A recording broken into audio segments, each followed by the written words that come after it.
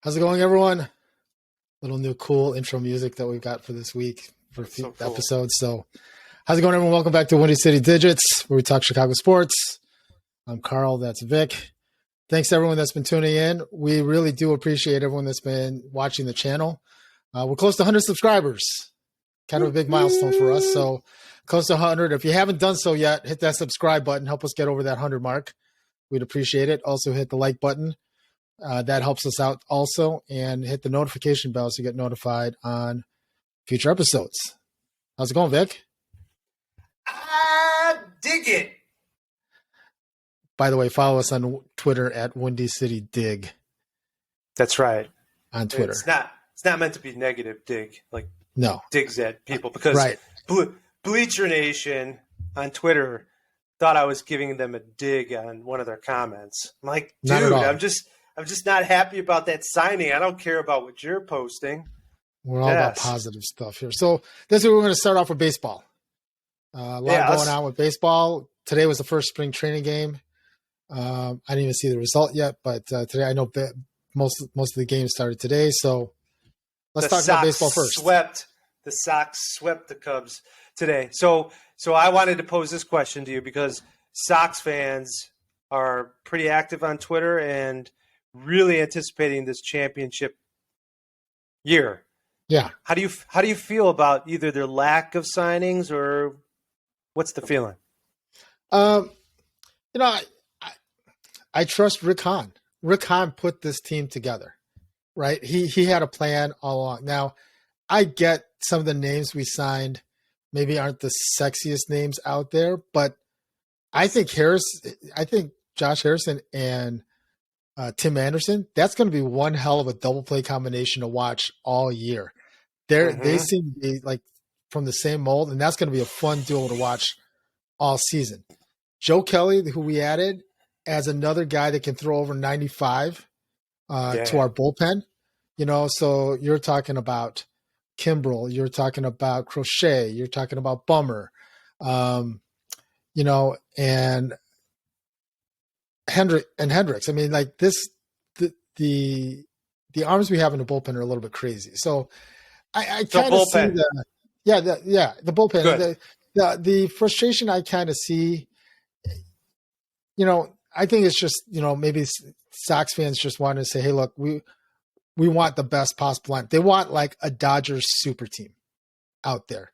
And the reality is, we're pretty good as it is right now. It doesn't mean that later in the season we couldn't trade for someone else. Like if we're that close and we have an opportunity to maybe trade for another pitcher, maybe a starter, maybe a reliever, and God forbid someone gets hurt, another position player. But I'm happy where we're at right now. What about right field? That's the biggest complaint I've seen from Sox fans. Yeah, right field obviously is a big hole for us right now, right? Really just to make sure that we don't lose games from defense in right field. We have guys in the lineup that could actually go play right field. I'm looking at the roster here. We got Engel, Andrew Vaughn, could go out Leori Garcia. Those are Danny Mendick, Gavin Sheets. There are guys we can throw out in the right field who will be just fine at the plate. I think what we're looking for, really honestly, is someone that can handle the defensive side on the right end and not lose this game or not cost us runners in a game. But if that's the only glaring weakness we have, I don't know what Sox fans are looking for. I don't know who they expect to sign in right field that's out there. Can you think of anyone, like any general right fielders that are free agents? You know what? I honestly think they were hoping for Chris Bryant. I heard a lot of people trying to push for that because he could play multiple positions. So, yeah. Look, if we could have gotten Chris Bryant, if we could have gotten Chris Bryant, sure, I would have been all in for that. I would have been all supportive of that. And would that? But I'm wondering if they're even trying to get that elite talent in there, or they are waiting to see how this team gels, and then maybe they make those mid-season signings at the trade deadline. That's what I think they're going to be banking on. Based on the last couple of playoffs, and again, the last two seasons was the first time we made playoffs back-to-back. Yeah. The hitting wasn't our weakness. It was the pitching. So I would rather him go out and spend the money on the pitching On and arms. make sure we're solidified for the postseason there. And All look, right. every year, maybe Sox fans get, So let's think I don't know, let's think about a poll. What would okay. let's what do you think is the best free agent signing for the Sox so far? Is it one of three players, or is it not a signing? Is it not we'll put signing? that up on so we'll put that up on our Twitter page. Again, we're at Windy City Dig on Twitter. If you want to go on there and vote. Also, if you want to leave a comment below, maybe you can comment on, are you happy with the free agent signings we've had so far? Do you think that we need to still get a right fielder for you Sox fans out there? Or do you think we're okay where we're at? And maybe just wait till midseason to see if we need anything else. I think the team as it is right now is good enough, but we'd love to hear your comments below on that on the Sox. But on the north side, Vic, it looks like you guys have had a flurry of moves like in the last 24, 48 hours. It sounds like there's a lot of guys. It is kind of crazy, actually. I mean, you think about it, the Cubs signed two guys before, there was like a stoppage on free agent signing. So they got Stroman and they got Gomes as their backup catcher. But they did get that big signing by Seiya Suzuki from Japan.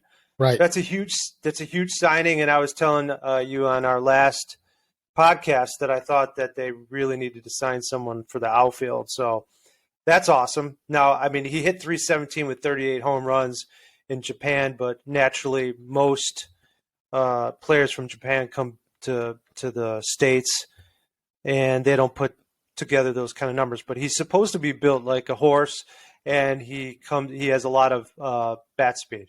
So that should be really good. And he's actually pretty decent at hitting off speed pitching too. So he can hit for power and for average. So that's an awesome signing. Now the Cubs got to figure out, do they move Jason Hayward to center? Do they put Ian Happ in left field? Or what I think they do is they take Ian Happ and they use him. High strikeout guy, big type hitter. I think he goes to be the DH personally. The Cubs also had lost a couple arms, or they have some. Alzolay, he's going to be on a 60-day disabled list. Hoyer, lost him. Yeah, so Hoyer's down for the season. Yeah, so the Cubs picked up a ton of I'm not so sure great arms, but arms that are middle relief. David Robertson from the Rays. We got lefty Daniel Norris. Some of these guys are 35. We got a guy that has had Tommy John surgery and is 34. I think that's David Robertson. We also missed. Oh, maybe that looks like you guys picked up. Mychal Givens from the Reds? Looks like you picked up today. That's the one guy I don't have on my sheet here. What position is Mychal Givens? He's a closer. I don't know if you guys needed a closer, but he's a closer. Yeah, our relief pitching was not good. And then once we lost Hoyer, not good. I think our starting rotation is stacks up there pretty well. I would say it's in the top quarter percent of the National League. That's pretty good for the Cubs. Yeah. And then we picked up Jonathan Villar today. That's a lot of activity. Yeah, second baseman. That I think rules out Korea now. I don't think we're going to be picking up Korea. If anything, we pick up maybe another outfielder. So let me ask you this: obviously, people who watch the channel know that I'm a Sox fan and Vic is a Cubs fan. So I'm, not that I don't like to. I'm not a dislike person of the Cubs. I'm always interested in how they're doing, but what does all these moves tell you about the state of the club? I mean, that's a lot of signings. They're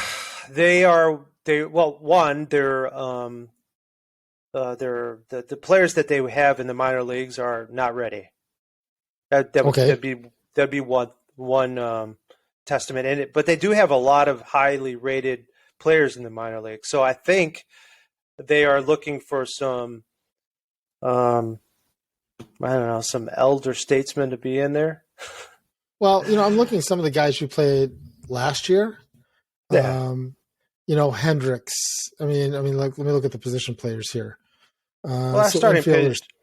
Alcantara, Bodie, Horner, Madrigal, Schwindel, Wisdom. Infield seems like they weren't terrible.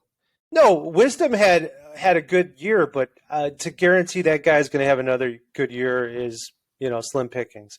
So I think they may be looking to platoon some players this year, and then see how some of their draft picks and some of these other guys they picked up from trades, see how they progress during the year, and then I think maybe next year they might go for a bigger time in free agency. Some of the bigger names, if there's anybody out there.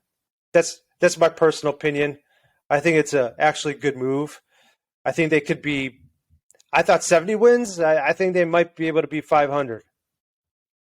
Okay, so where does that put you in the division? Like what? Who's at the front of the division for you guys? Our division isn't very good. Okay, so the Brewers. The Brewers, I would say the Brewers are probably number one, but I haven't really paid attention to what they've been doing.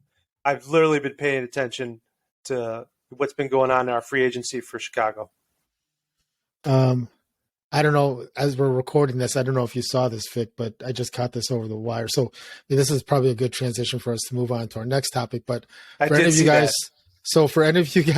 I know any you're comments talking about on the Cubs, any comments on the Cubs, leave them down below. We'd love to hear your thoughts on the Cubs and the state of the Cubs and all these signings that they've got. We'll put a poll out there about what free agent signing for the Cubs is the most advantageous right now. Right. So what did you see? We're gonna hold up on that until the end. Almighty bald one. We're gonna hold off on that until after we do our Bears talk, and then we're gonna talk about how this might impact. So the Bears made quite a few moves this week. Three specifically to talk about. There is we picked up the offensive lineman Patrick from the Packers. Yep. We picked up the linebacker Nicholas Morrow. Yep. And then sounds like we're about to sign. Actually, there's one more, and then Ogunjobi. Yeah, Ogunjobi from the Bengals. And then today it looks like there are reports that we're about to sign Equanimeous St. Brown. I know you have a hard time saying that, but Equanimeous St. Brown from the Packers. And it looks like we also are about to pick up Byron Pringle from the Who doesn't like Pringles, man? Correct. Especially since the team he came from was red. How could that? That's Pringles. Like a marketing dream right there. A guy named Pringle wearing a red uniform. Yeah. How is that not a marketing dream right there? But anyway, so let's talk about these free agent moves. Like, what do you think about these free agent moves that we've picked up so far? Like you said, it's not sexy. Ogunjobi looks like an animal. He literally looks like watching some. Well, obviously it's highlights. He looks like he can move people. So I think that's going to be nice to plug into the hole where we are going to miss some of our new. We're going to miss Hicks. I think he could plug in some of the run defense better. Yeah, right? Goldman obviously is already gone. So I think that honestly, I think that's the best pick. Although I like Patrick too as a center. I think that fit our goal of increasing our offensive line. We really needed some more players, and he's center, and I think he plays as a guard too. He's played all the positions. All of them. I think he played the two main positions, but he did start quite a bit of games over the last 2 years for the Packers. That's good. Although that doesn't say a lot. Aaron Rodgers got sacked a lot. Well, they're right.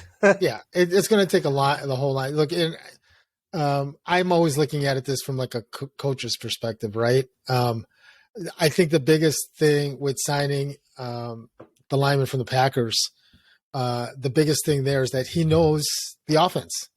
He knows the line calls, right? So having him in there, and again, I apologize, Patrick, Lucas Patrick, right? Yep, you got it. He's going to know the line call, so he can take care of the line. He knows what the coverages are supposed to be, who's supposed to pick up where, and that's probably just one less thing that Justin Fields is going to have to worry about. You know, if that guy's able to make the line calls, and he knows what needs to be done. The good thing is that, you know, he's coming from an offense where the quarterback was mobile. You know, Aaron Rodgers was always on the move. That's what we kind of expect from Justin Fields too. So I think that's a big signing, honestly.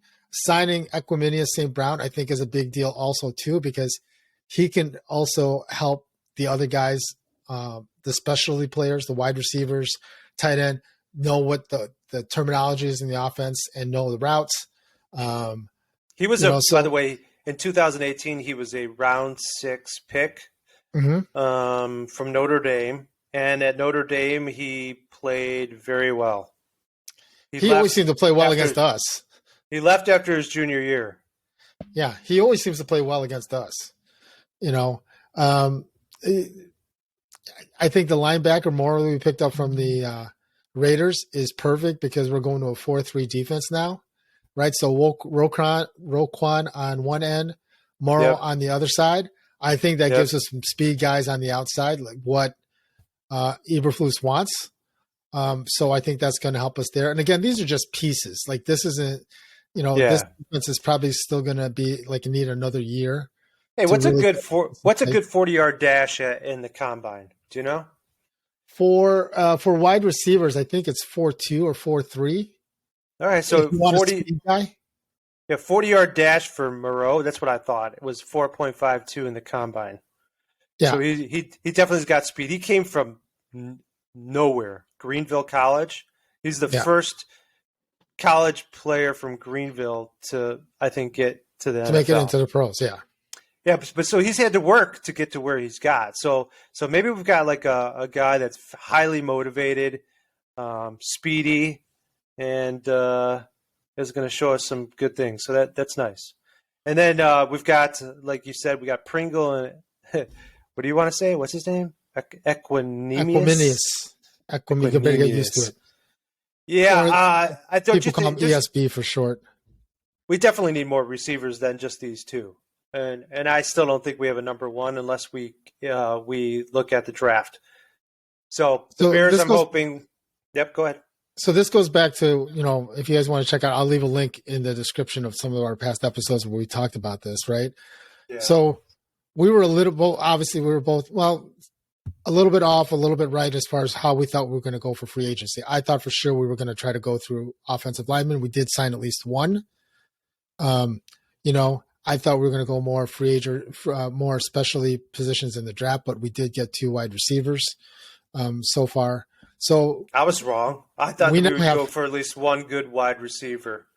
So now we got 6 picks. It's been announced we have 6 picks in the upcoming draft at the end of April. So what do you think we go now? Like, what do you think we do as far as like, you know, position? Are we going for just the best player available, or do we, you know, are we going for specific needs, you think?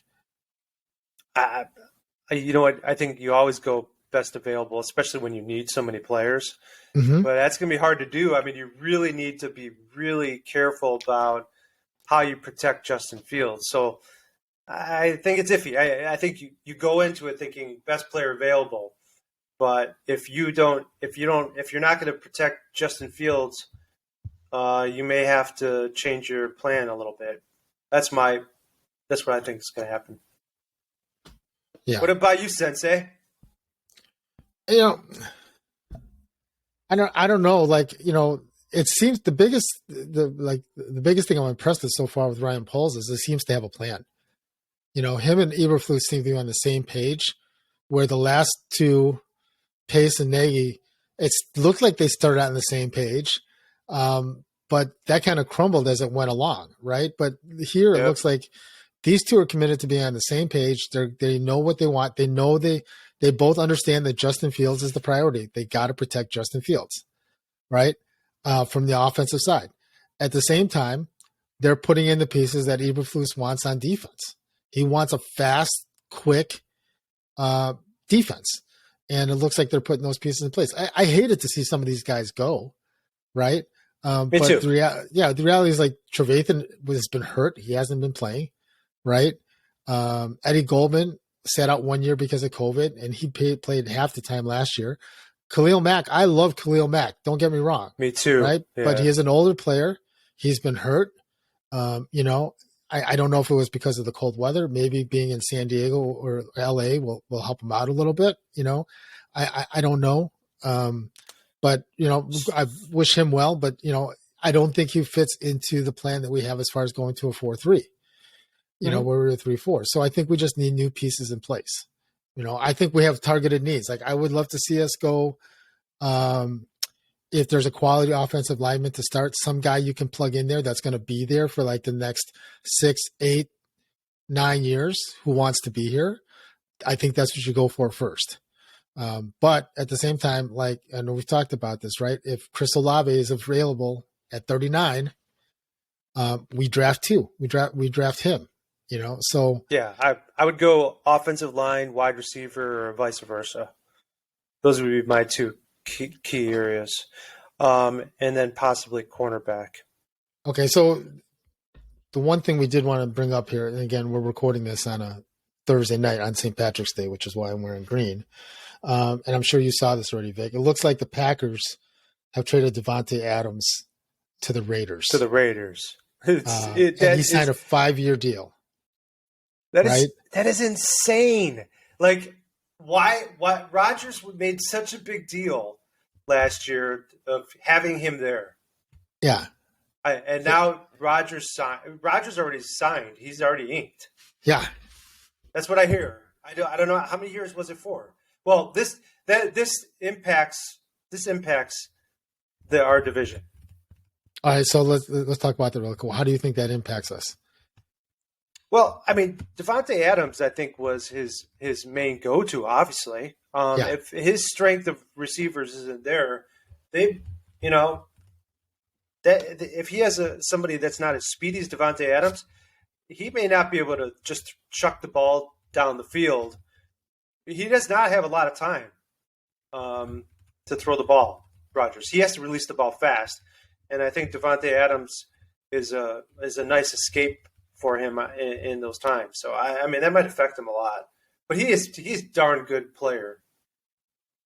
I think the Packers have become the Bears. In other words, they succumbed to the fans and did what the fans wanted them to do. They signed Rodgers. We put him to retirement, man. Yeah, I mean they signed Rodgers. Retirement home. Rodgers wanted to become the highest paid player in history at the quarterback position, which is what he got. Right? Yeah, so they couldn't afford. But now they can't afford anybody else, right? It's great. Your number one receiver, your guy that saved you left and right, time and time again, and I'll argue any Packers fan on that, right? They won a ton of games because of that connection. That guy is now gone. You lost one of your offensive linemen. Your offensive lineman who's now signed with the Bears. You've lost another wide receiver who signed with the Bears. Oh, my. So now you don't, you succumb. You did what you thought was right to keep the fans happy.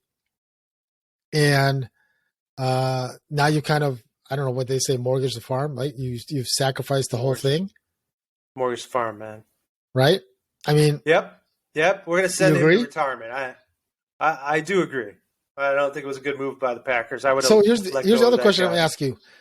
Does this make us more competitive immediately right away because of Adams leaving the division?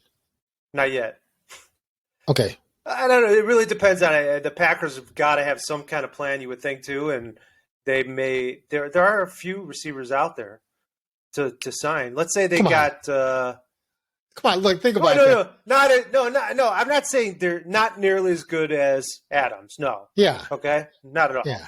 But I mean, he did make Jordy Nelson look like a star, right?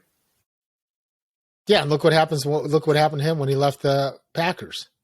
I know, but hey, they may find some guy. Maybe I do I don't know what their pick is. Maybe they get Olave. We'll see. I think time will tell. Well, they have a lower. Well, I think they still have a first round pick. I'd have to check that, but I think they still have a first round pick. So I think time will tell. But the Packers never been one to really draft a big name, ever. They seem to draft these guys that go to smaller schools and they make them into household names for some reason. No, they've got good talent. Evaluators, scouts. Yes. All right, so we've covered a lot here today. We obviously didn't talk a lot about Bulls because we do quite a bit with the Bulls already as it is. And to be honest, the Bulls are kind of still in that transition state right now. And hopefully Patrick Williams will be back this week. But hopefully they'll be able to finish up strong tomorrow night in Phoenix. But anyway, we'd love to hear your comments on everything that we've talked about today. Sox, where they're currently at, the Cubs and their free agency, and then the Bears. How excited are you about all these moves that they're making? Are you not happy? Do you think we need to do more? Are you okay with where we're at? We'd love to hear your comments below. And also pay attention to us on Twitter. We'll have a couple polls up this week, but the first one we talk about is the Sox and their free agency. We'll be putting up a poll about the Cubs and their free agency, and then also the Bears and their free agency also up on the poll. Thanks again for everyone who's tuning in. We're close to 100 subscribers. So if you wouldn't mind hitting that subscribe button, we'd really appreciate it. And very soon, we'll have some more details soon, but we're going to be taking the show on the road. So hopefully very soon. Dig a digit. We'll have more details on that. So, all right, good show, man. Vic. You too, bud. Nice going there. Nice content today. So, all right, everyone, thanks again for tuning in, and we'll see you guys in the next episode. Peace.